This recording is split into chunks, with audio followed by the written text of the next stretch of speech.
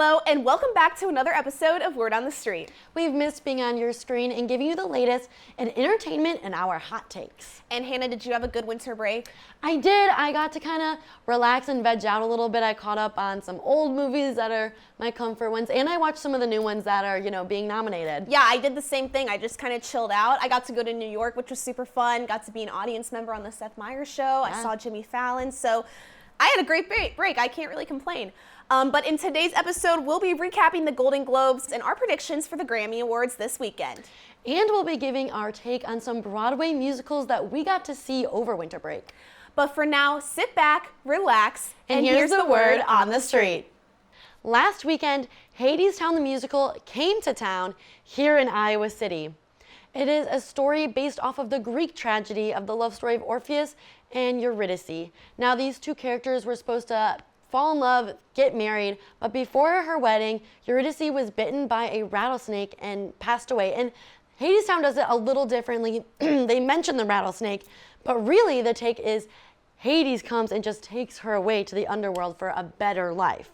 So now this show ran on Broadway from April 17th, 2019, and was suspended due to COVID, but resumed September 20th, 2022, and closed on January 4th, 2023. And they've had several touring shows since then, including the one that came to Hampshire, and they've been on Broadway since.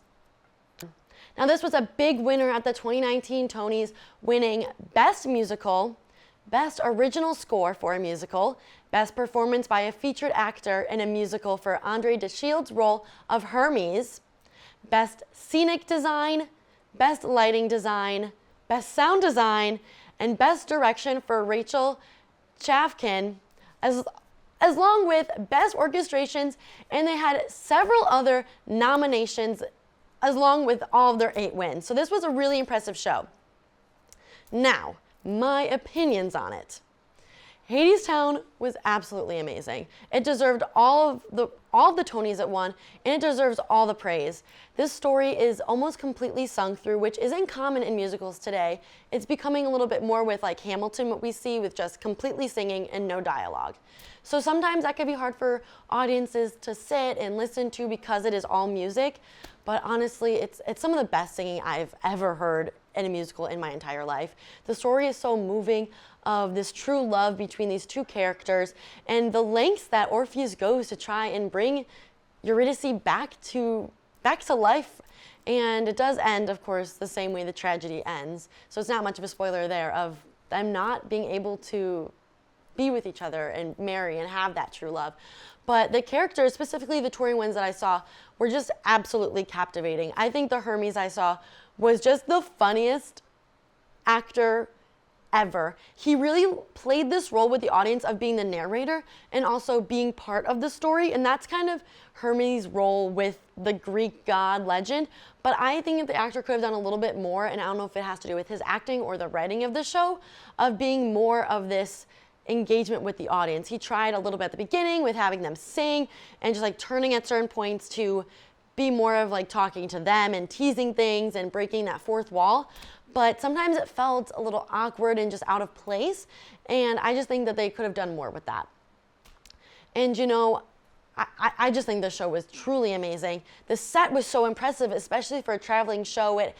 The entire stage was filled with this huge set that had stairs, and the chorus was a traditional Greek chorus as the ensemble, and kind of stood behind on the set and was just echoing what they were seeing, and it all just fit in so well. And one thing I'd like to mention before I wrap up my review is the fact that the band was on stage. Usually for musicals, we have an orchestra pit, not a part of the show at all, but this had a 4-person band on stage that we could see, plus other people behind the curtain playing. So I was just so in awe of how there was no conductor. The band just had this groove, and they were able just to keep going and pick it up and just be a part of the show. They were audience as well as members at some times when, the actors would start talking to them and gesturing to them. So I think that was a really cool part of just seeing the band on stage and having them be more a part of this, show as well as being part of the audience. So yeah, I really enjoyed it, and it's one of my favorite shows I've ever seen. Definitely a top 5 for me. I'd rank it a 10 out of 10. And now we're going to move on to what Grace thinks of the show she saw over break. Thanks, Hannah. That's right. Over break, I got to go to New York City, and I saw a new musical on Broadway, The Great Gatsby, the musical, and it was such a good show. I was actually so impressed. It actually won the 2024 Tony for Best Costume Design. It was nominated for 4 Outer Critics Circle Awards, including Outstanding New Broadway Musical. It won for set design.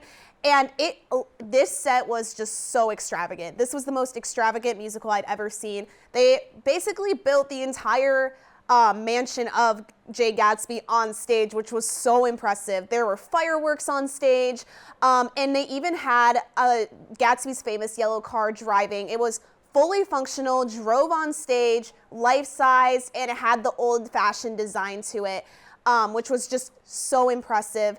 And the singing and the dancing and the costumes were just absolutely incredible. There was tap dancing numbers in this, and I was so impressed with it.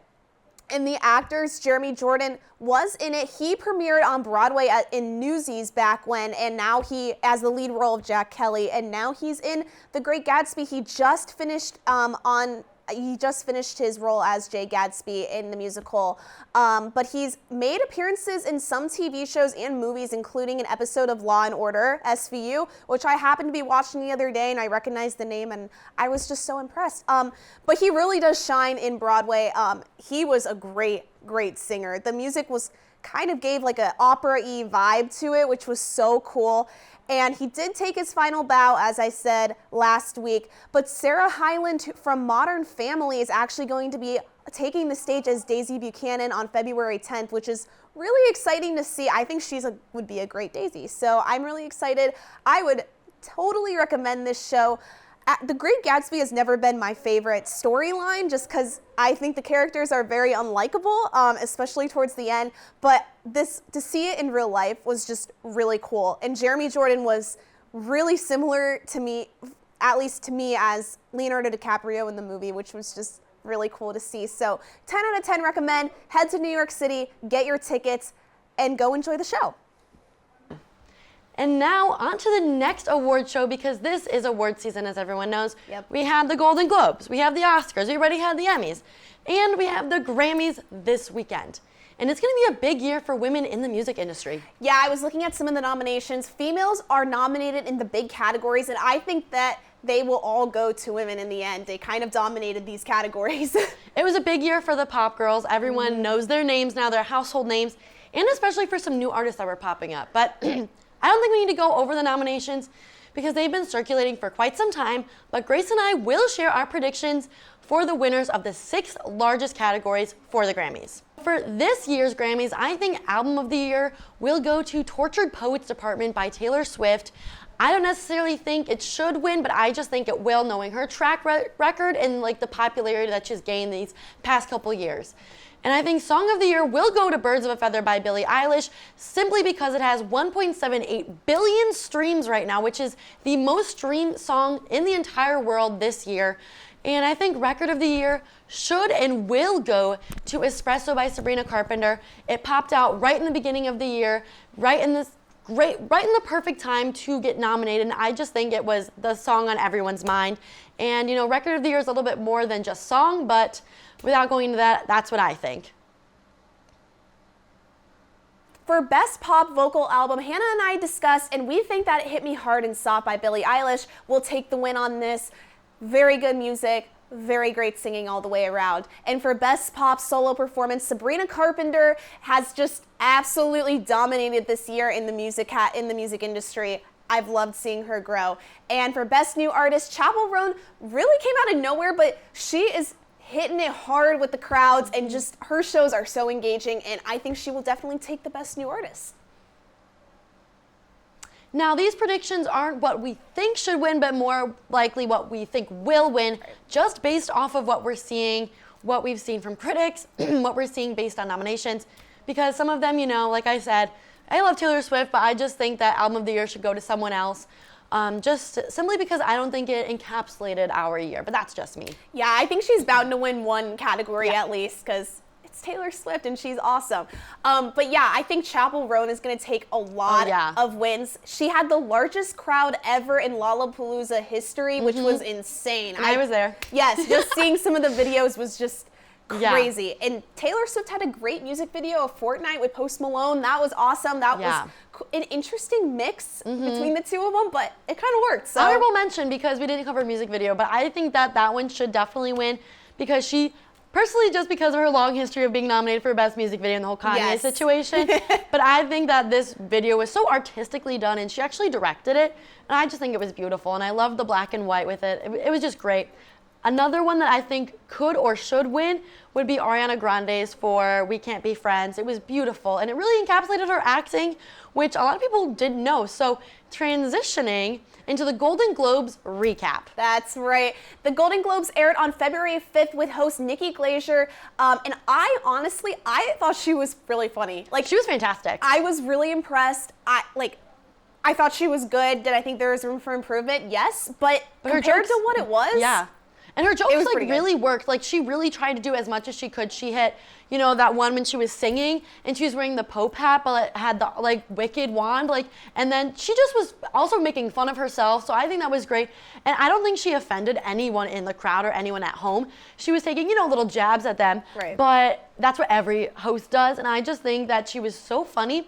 And also her comedy was a little bit raunchy. It was. She toned it down for the TV show or for the live broadcast, but I think that in past I know she's very raunchy. Yeah, and I think no matter what, you could make fun of the audience members and the actors, and they take themselves so seriously that no matter what, they're bound to just have that look on their face of disapproval. But I thought she kind of did a good job of like knowing the line and maybe kind of like playing with it a little bit, but I thought it was really funny. Oh, she was great.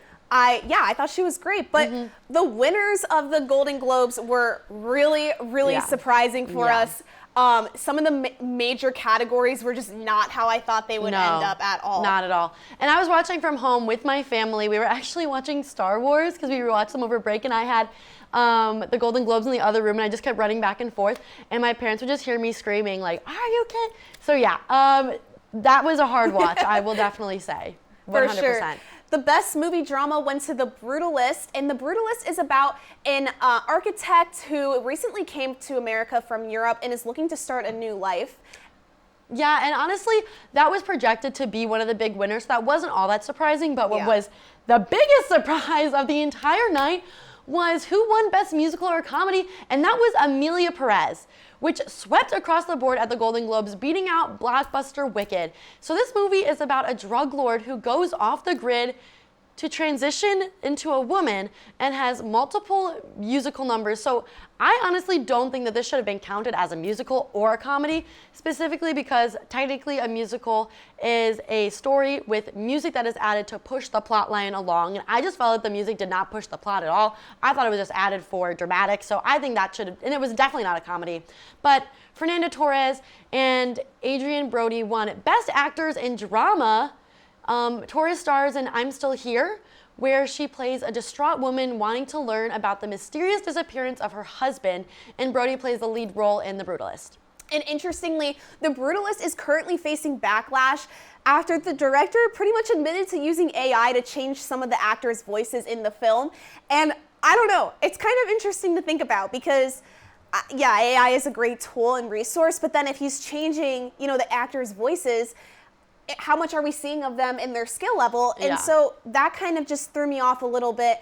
But yeah, these winners were, great stuff, great work, but some of them were just really surprising. And I do agree with you. I think Emilia Perez is just a really hot take overall. I really, honestly, I've never even heard of this movie before the nominations. And then all of a sudden it just completely swept. And these actors are like blowing up everywhere. I know that the lead actress in this movie was recently on Jimmy Fallon and all these really big talk shows, which is great. I just think realistically, I don't know if I really agree that it was the best movie musical, as Wicked was just, Wicked was the blockbuster. It won I have lots of opinions about this movie. I watched it, and it's a foreign film, and usually foreign films don't get nominated for the major categories. The only one that really has is like Parasite a few years ago that I can think of off the top of my head, but I know that had great ratings and was really good.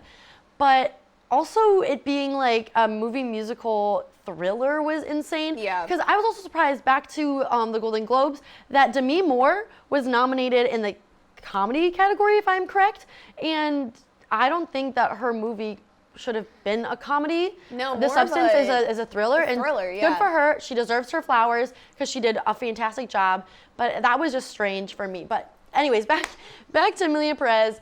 It was very hard to get through this movie. I think there were so many plot holes. I was so confused, and it just quite did not make sense to me. But basically, my take is, we start out and we're in a courtroom type of situation, and Zoe Saldana, who did win supporting for the Golden Globes for her role, we see her as an attorney. She's practicing for a case. We know that she doesn't want this case, like she knows her client is guilty but is still fighting to win. So we see that she has this like inner struggle between being a lawyer and doing what she thinks is right and morally good. Right. She gets a call from this person. She gets kidnapped, finds out it's this drug lord, and he approaches her and is like, I want to transition into a woman. I want to escape. I want to fake my own death. You're going to help me for all this money. Because obviously he's extremely wealthy being a drug lord. So she takes on the task. She does it and then doesn't hear from her forever. They run into each other at a restaurant, and Emilia, Zoe, who plays Rita, is very scared that she's going to die because everyone that the drug lord had been kind of in contact with, knowing that he was now alive and a woman, had died. So she was kind of scared for her life. But then they start working together to create this non-profit, like humanity kind of organization, because it was kind of tapping on something that's going on in Mexico right now of people that are just going missing or being killed by cartels, and the police can't do anything or just are not doing anything. So I think it was trying to tap into the social movement. I don't know. And I think that has a really big play on why it won. And that to me just kind of defeats the purpose of these award shows. I mean, it should win because it's a great movie. And I think you said yourself, like, this movie had 76% on Rotten Tomatoes, which is good, but it's not great. And a lot of them had much higher ratings. Every single one of them had a higher rating, and actually. I think just because it's a little different, that's great. Like, movies should branch out, but that doesn't mean they should automatically get the win. But, you know, we've got Oscars coming up soon, and maybe it's kind of going to turn a little bit of a leaf, and we'll see. But for now, we're going to send it to Mark Fortunato, who is in the newsroom and new to Word on the Street, to tell us a little bit more about the Oscar nominations. And coming up this month is television and advertising's biggest night of the year, the Super Bowl. And this year's Super Bowl will air on February 9th. And I don't know about you, Hannah, but honestly, I don't really care about the football. I am just all for the ads and the halftime show every year. Yeah, for sure. I already saw that we can expect an ad with a reenactment of a scene from When Harry Met Sally. And yes, the Budweiser Clydesdales are back, and I'm super pumped for that one. Me too. And David Beckham, Orlando Bloom, Drew Barrymore, and Catherine O'Hara, and many other celebrities will be making appearances in these commercials this year. And this year's halftime performance will be put on by Kendrick Lamar and SZA. Yes. Lamar is a 17-time Grammy winner, and 5 of his albums have reached #1 over the years on the Billboard Top 100 chart. And SZA is a 4-time Grammy winner and recently has been collaborating with Kendrick Lamar on his new album called GNX for his songs Luther and Gloria. And she just released a deluxe album on her SOS Lana, where it's her song 30 for 30 with Kendrick Lamar. And they're actually going on tour together, so we'll see what these two are able to come up with. But SZA has also had #1 songs and hit singles so far in her career. But we'll have more updates on the halftime performances and this duo as they come up. Thank you so much for tuning in to another episode of Word on the Street. We will be here every other week to give you your national and local entertainment arts updates. For Mark Fortunato, I'm Grace Lathrop. And I'm Hannah Lipsky, and we will see you next time on Word on the Street.